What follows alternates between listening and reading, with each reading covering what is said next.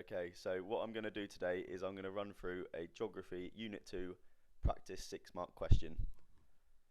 The question which I've chosen to look at is choose a river that you have studied and explain how this river has been managed. Before I even start writing the question, what I've done is created a quick plan in order to think about what I want to include in my answer. So first of all, I've located the case study I want to talk about, which is the River Stour in Blandford, Dorset. And I've talked about the three management strategies which I'm going to mention in my answer. So I've got a pumping station, flood wall, and washlands. Okay, so what I'm going to do next, so that's once I've got my plan, I'm going to go through a few steps in order to sort of introduce how to write to the actual answer to this 6-mark question. So step 1, introduce the case study and actually define what river management actually is.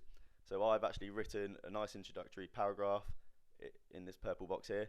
So the River Stour near Blandford in Dorset, it shows where the location of it, is managed to reduce flooding.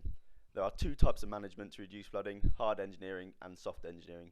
You could also maybe have a go at defining what those actually mean as well.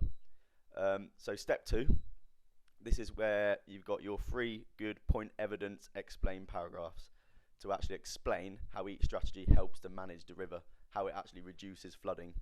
So what I've done, I've taken the first point I want to talk about, which is the pumping station, and I've had a go at writing a point evidence explain paragraph.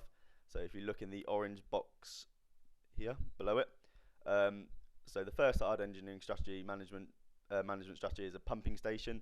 This is located at Langton Meadows.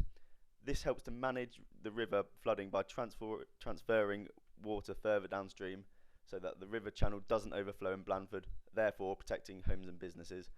What I'd like you to have a quick go at is to pause the video and find where the point, where the evidence is, and where the explanation is within this paragraph. So pause the video now. Okay, so hopefully you've done that. So as you can see, what I'll do, I'll just run through where the point evidence explain is. So the point is my pumping station. The evidence in which I'm going to use is that the fact that it's located at Langton Meadows here, and then the explanation is to show how it actually reduces flooding. So I've talked about it transfers water further downstream and therefore protects homes and businesses in the town of Blandford. So that's the first point evidence explain paragraph. Now what you guys need to do is to have a go at writing 2 more. Okay, so what I want you to do is pause the video now and write 2 more point evidence explain paragraphs. Okay, so hopefully you have done that. What I have done, I've taken the question, I've written the whole answer out. So here's my introductory paragraph which talks about, and the first point of evidence explain paragraph. What I've done, I've included the second 2, so the one about the flood wall and the one about the washland, which is a soft engineering strategy. Again, what I'd like you to do is pause the video again and highlight where the point evidence explain paragraphs, point evidence explain is in the last 2 paragraphs. So pause the video now, have a look at that. And if we go to the next slide, what I've done, as all good geographers like to do, use a bit of colour coding. I've got the point in red, so pumping station, flood wall, washlands. My evidence is highlighted in orange, and my explanation is clearly highlighted in green to show how it actually reduces flooding in Blandford.